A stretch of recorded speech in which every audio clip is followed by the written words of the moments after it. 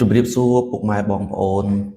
ក៏ដូចជាប្រិយមិត្តគ្រប់គ្នាដែលប្រើប្រាស់បណ្ដាញទំនាក់ទំនងសង្គមដែលយើងឲ្យឈ្មោះថា Social Media តាមរយៈ Facebook TikTok ឬមួយក៏ YouTube ជាដើមមួយរយៈចុងក្រោយនេះយើងសង្កេតឃើញថាមានបញ្ហាលើកឡើងជាច្រើនខ្វែងគំនិតគ្នាតាក់ទងជាមួយនឹងការបូមខ្សាច់ទន្លេខ្ញុំមានមតិនិងយោបល់មួយចំនួនដើម្បីចែកជូនឲ្យបងប្អូនបានស្វែងយល់អំពីគុណសម្បត្តិនិងគុណវិបត្តិនៃការបូមខ្សាច់ពីទន្លេតាមពិតការបូមខ្សាច់ចេញពីទន្លេវាមានគុណសម្បត្តិរបស់វាអ្វីជាគុណសម្បត្តិរបស់ការបូមខ្សាច់នេះនៅពេលដែលទឹកទន្លេហូរនាំកំណកខ្សាច់មកកនៅបាតទន្លេបង្កើតបានទៅជាគំនរខ្សាច់ដែលយើងភាគច្រើនឲ្យឈ្មោះថាកោះខ្សាច់ហើយកោះខ្សាច់នេះវាអាចជាកោះខ្សាច់ដែលស្ថិតនៅក្រោមផ្ទៃទឹកដែលយើងមើលនឹងភ្នែកមិនឃើញឬមួយក៏កោះខ្សាច់ដែលអណ្ដែតចេញផុតពីផ្ទៃទឹកដែលយើងអាចមើលឃើញការដែលបាតទន្លេមានដុះកោះខ្សាច់គំនរពុកខ្សាច់បែបនេះវាធ្វើឲ្យមានការផ្លាស់ប្ដូរចរន្តហូររបស់ទឹកសម្ពាធទឹកភាគច្រើនត្រូវបានញែកចេញដោយកោះខ្សាច់បុកសម្ពាធខ្លាំងទៅផ្នែកសងខាងនៃទន្លេដែលយើងឲ្យឈ្មោះថាច្រាំងទន្លេជាហេតុធ្វើឲ្យមានការហូរច្រោះដីច្រាំងទន្លេនិងបង្កឲ្យមានការបាក់ច្រាំងទន្លេដូច្នេះជំរឿសល្អប្រសើរបំផុតដើម្បីកាត់បន្ថយការបាក់ច្រាំងទន្លេបែបនេះគឺគេធ្វើការបូមយកខ្សាច់ដែលបង្កើតទៅជាកោះខ្សាច់នោះចេញដោយរក្សាតុល្យភាពនៃបាតទន្លេដើមមានន័យថាយើងធ្វើការបូមខ្សាច់ដោយមិនឲ្យជ្រៅផុតពីបាតទន្លេចាស់នោះទេយើងបូមខ្សាច់នេះដើម្បីអីដើម្បីរំដោះគំនរខ្សាច់ដែលយើងឲ្យឈ្មោះថាកោះខ្សាច់ចេញពីបាតទន្លេសម្រួលឲ្យចរន្តទឹកហូរតាមដំណើរធម្មជាតិរបស់វាវិញក៏ប៉ុន្តែការបូមខ្សាច់ចេញដើម្បីរំដោះចរន្តទឹកនេះវាទាមទារឲ្យមានការសិក្សាបច្ចេកទេសត្រឹមត្រូវពិសេសពីសំណាក់វិស្វកម្មធារាសាស្ត្រយើងមិនអាចចេះតែបូមតាមចិត្តរបស់យើងថាបូមនេះបូមនោះអត់បានទេគឺយើងធ្វើការសិក្សាច្បាស់លាស់ណាថាកន្លែងណាដែលជាគំនរពុកខ្សាច់ដែលយើងឲ្យឈ្មោះកោះខ្សាច់ត្រូវបូមចេញហើយមិនត្រូវ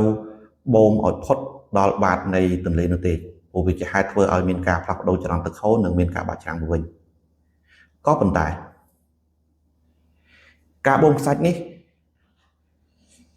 បើសិនជាយើងមិនបានសិក្សាអំពីគំនរពុកខ្សាច់ដែលយើងឲ្យឈ្មោះថាកោះខ្សាច់ត្រឹមត្រូវទេ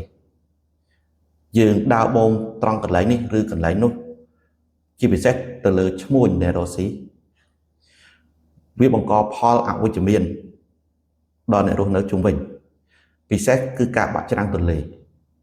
ហេតុអីក៏ការបូមខ្សាច់បង្កឲ្យបាក់ច្រាំងទន្លេចេញផុតពីគុណសម្បត្តិនៃការបូមខ្សាច់ត្រង់ចំណុចទី1ដែលខ្ញុំលើកឡើងយើងចូលដល់ចំណុចទី2គឺគុណវិបត្តិនៃការបូមខ្សាច់ដោយមិនមានបច្ចេកទេសត្រឹមត្រូវមិនបានសិក្សាអំពីគំនរពូនខ្សាច់ដែលយើងឲ្យឈ្មោះថាកោះខ្សាច់ត្រឹមត្រូវ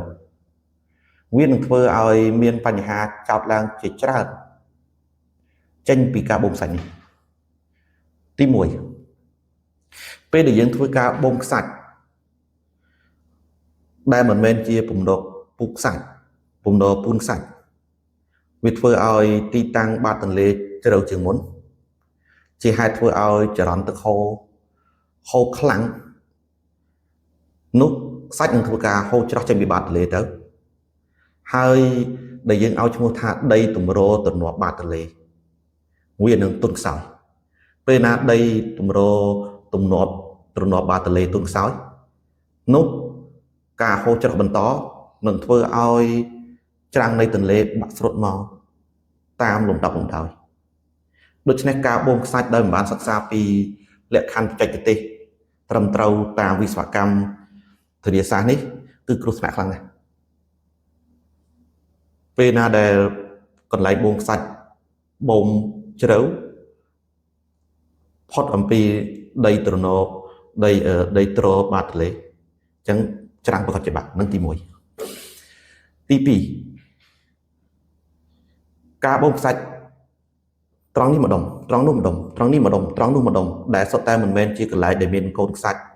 កូនកោះខ្សាច់ដុះវានឹងធ្វើឲ្យមានការផ្លាស់ប្ដូរចរន្តទឹកហូរពីព្រោះចរន្តទឹកហូរពេលណាដែលមានកន្លែងជ្រៅមួយកន្លែងរាក់មួយកន្លែងជ្រៅមួយកន្លែងរាក់មួយកន្លែងឬក៏បត់ឆ្វេងជ្រៅបត់ស្ដាំរាក់បត់ស្ដាំរាក់បត់ឆ្វេងជ្រៅបែបនេះចរន្តទឹកហូរនឹងធ្វើការផ្លាស់ប្ដូរឡើងចុះឆ្វេងស្ដាំកត្តានេះ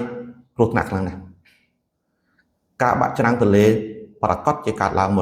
100% ពីព្រោះចរន្តទឹកហូរមានការផ្លាស់ប្ដូរបត់បែនចុះឡើងជាហេតុធ្វើឲ្យ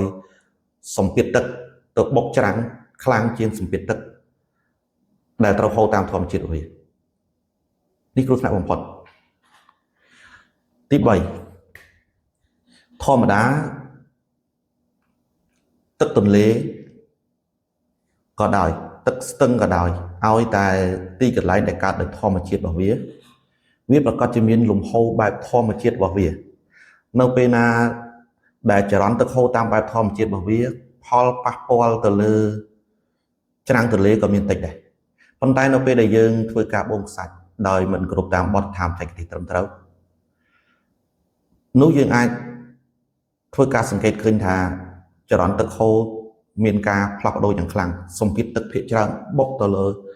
ផ្នែកច្រាំងខាងក្រៅនៃទន្លេដែលជាហេតុធ្វើឲ្យច្រាំងទន្លេបាក់ដូច្នេះជាការបកមកវិញធ្វើការសង្ខេបឲ្យខ្លីហើយងាយស្រួលយល់ថាការបូមខ្សាច់ពីបាតទន្លេវាមានគុណសម្បត្តិរបស់វាក្នុងករណីដែលយើងធ្វើការបូមខ្សាច់នោះ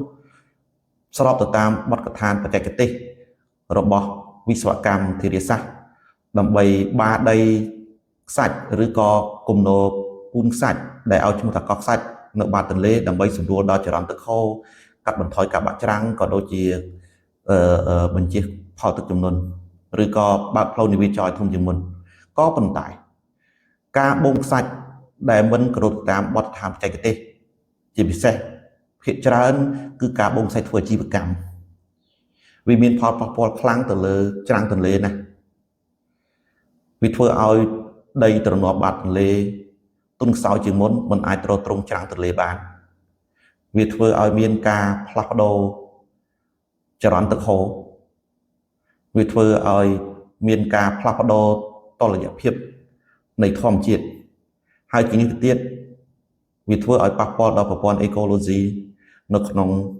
ទឹកទន្លេនោះទៀតដូច្នេះសម្រាប់អ្នកបូមខ្សាច់ទាំងអស់ឬក៏ក្រសួងអាជ្ញាធរដែលមានសមត្ថកិច្ចមុននឹងអនុញ្ញាតឲ្យក្រុមហ៊ុនណាមួយធ្វើការអភិវឌ្ឍទៅលើការបូមខ្សាច់គួរតែសិក្សាទៅលើបទដ្ឋានបច្ចេកទេសត្រឹមត្រូវតើទីតាំងណាគួរបូមជាតំបន់កោះខ្សាច់ហើយទីណាមិនគួរបូមដើម្បីរក្សាតុល្យភាពនៃចរន្តទឹកហូរនៃទន្លេបាទសូមអរគុណច្រើន